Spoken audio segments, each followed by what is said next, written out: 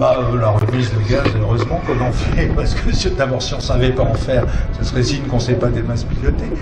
Et deuxièmement, parce que quand il y a quelque chose sur la piste, imaginez que vous ayez un hippopotame qui traverse la piste de Charles de Gaulle au moment où vous arrivez avec votre 37. Qu'est-ce que vous faites? Vous faites une remise de gaz parce que vous n'allez pas vous en plafonner un hippopotame.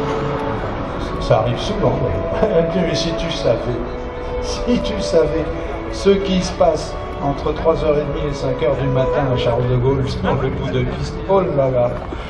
Enfin, on en parlera lors du centenaire de l'aéroport du... Les roues sortent. Ah, miracle. Avec les roues dehors, c'est plus beau.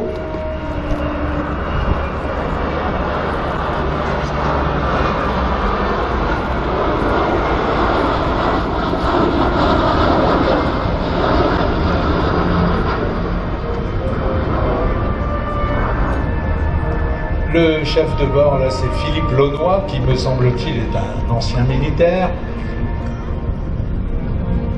On a beaucoup de gens en ligne qui sont des gens qui sont à leur deuxième carrière, ils sont passés par l'armée d'abord. Et puis, il y en a un certain nombre qui...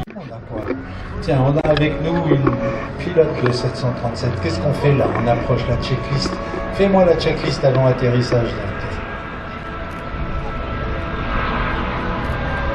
Allez, checklist avant atterrissage par Daphné Desrosiers, pilote de 737. Engine start on fuse court, speed braquard, landing gear down, flaps, sortie green light. Et la checklist remise de gaz, tu la connais par cœur? Go around, flaps 15, positive red, gear up. Voilà, le gear et le up. On a 3 vertes. Vous voulez voir à quoi ça ressemble un pilote de Boeing 737? Regardez. Il a une gueule, il a une personnalité. C'est... Allez, remise de gaz, la poussée, l'assiette. Non, d'abord on dit bonjour. Oh, et je te le remue.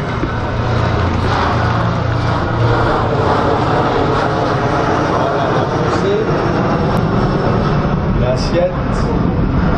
Gear up, le train rentre, les volets qui remontent, la collection volée, parce que c'est un avion avec toute la ferraille qui descend derrière l'aile et devant l'aile d'ailleurs, pour le faire voler. Si vous avez remarqué, c'est pas une aile énorme le 737, donc c'est une aile qui est plutôt bien optimisée pour voler à relativement haute vitesse, mais par contre à basse vitesse, il faut quand même que ça vole bien, et c'est pour ça que Boeing, enfin les gens de chez Boeing ont beaucoup travaillé l'hypersustentation, ont travaillé dans le domaine des volets, des becs de bord d'attaque, ils ont fait un boulot extraordinaire. Et c'est un avion dont je vous rappelle qu'il a bientôt un demi-siècle. Et donc, vous pouvez aller les visiter, ils ne volent pas dans le meeting, mais vous pouvez les visiter dans le grand hangar, le hangar de la forteresse. Qui est au fond sur la droite du terrain. En arrière, on va se positionner dans la nuit du 6 au 7 décembre 1941, ou plutôt au petit matin du 7 décembre 1941. Et puis on va changer de localisation géographique, on va aller se positionner au beau milieu du bel océan Pacifique, dans l'archipel des îles Hawaï. Plus exactement sur l'île d'Honolulu, la grande île des Hawaï. Une île qui à l'époque abrite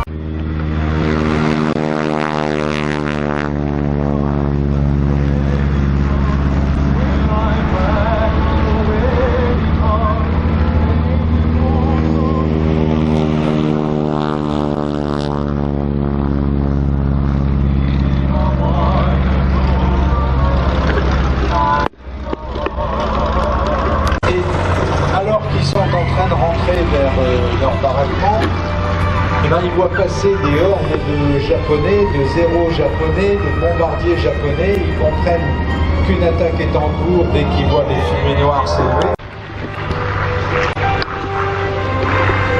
Le Curtiss P-40.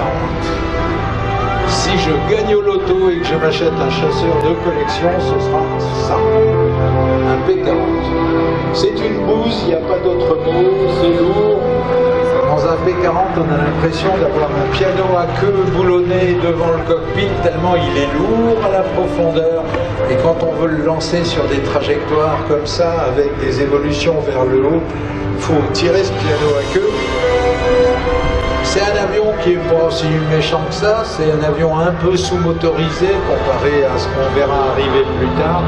Cela dit, il est sexy à mourir. D'abord, il fait un beau bruit, un beau son. Ensuite, quand on le fait rouler au sol avec les coudes à la portière et la verrière reculée, si on passe devant les filles, mon Dieu, pauvre femme. En l'air, c'est un avion très honnête. C'est pas un avion vicieux, c'est un avion honnête. La seule chose qu'il fasse de bien, en fait, il vire bien, mais tranquillement, mais le zéro japonais est véritablement bien plus dans une toute autre catégorie que le P40, qui est finalement assez peu manœuvrant. Par contre, il fait bien le yo-yo. En piqué, il prend très vite de la vitesse, il est fin.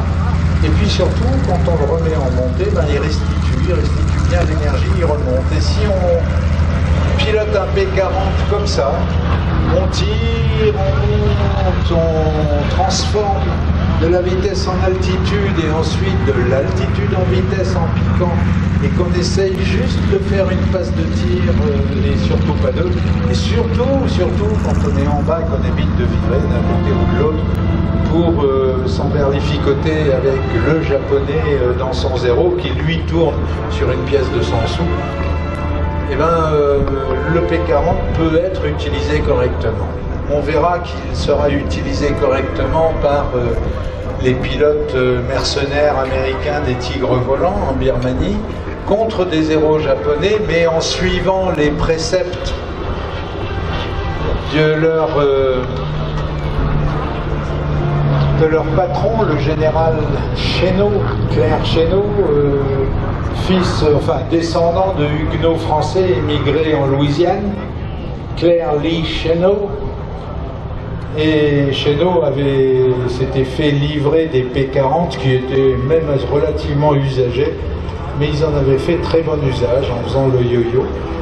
Et donc au début de l'engagement américain pendant cette Deuxième Guerre mondiale, ben, ils vont utiliser des avions pas très performants, ils vont utiliser des pilotes dont la plupart n'ont aucune expérience du combat. Et pourtant, parce qu'ils ont un bon entraînement, parce qu'ils sont rigoureux, parce qu'ils sont disciplinés, parce qu'ils ont réfléchi avant d'y aller et qu'ils ne font pas uniquement comme un petit peu les Japonais le feront après Pearl Harbor. Les Japonais un petit peu grisés par ce qui s'est passé à Pearl Harbor et la manière extraordinairement précise dont cette attaque s'est déroulée. Cette attaque avait été imaginée par un stratège naval japonais, l'amiral Yamamoto, qui, avec l'aide de quelques officiers aviateurs de la marine japonaise, dont Minoru Ganda, ils avaient mis au point toute cette attaque d'une manière très précise, et l'effectuant avec rigueur et précision, et ben, ça allait marcher. Mais par la suite, ils vont perdre un peu ça, et on va voir les Japonais perdre pied, stratégie et de leur matériel. On verra les Japonais petit à petit glisser sur la pente descendante. Et avec des avions inférieurs comme le P40, mais tellement sexy, d'accord, mais enfin pour faire la guerre, le sexy, on s'en fout un peu. Avec ces avions-là, qui restent des avions magnifiques, les Américains vont mener campagne après campagne à travers le Pacifique, aussi bien d'archipel en archipel que dans des endroits comme Guadalcanal par exemple. Et puis également au départ de l'Australie, de la Nouvelle-Guinée, ils vont mener une guerre d'usure, se rapprocher du Japon, et on sait que le monde d'avions de combat de la dernière guerre, il l'a baptisé The Fighter Collection. Voici, mesdames et messieurs, Stephen Gray, Sir Stephen Gray, 76 ans. et ceci est la dernière présentation en vol de Steve Gray.